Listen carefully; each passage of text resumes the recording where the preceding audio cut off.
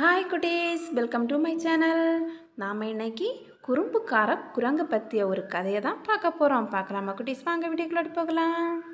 ஒரு பெரிய மரத்தின் கிளையில் குட்டி குரங்கு ஒன்று குதித்து விளையாடிக் கொண்டிருந்தது. அதன் பெயர் குட்டி.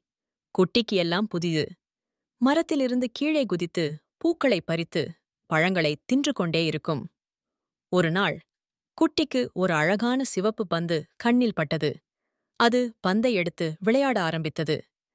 பந்தை மேலே எரிந்து பிடிக்க முயற்சித்தது. ஆனால் பந்து மரத்தின் அடியில் உள்ள ஒரு புதரில் விழுந்துவிட்டது. குட்டி பந்தை எடுக்க புதருக்குள் நுழைந்தது.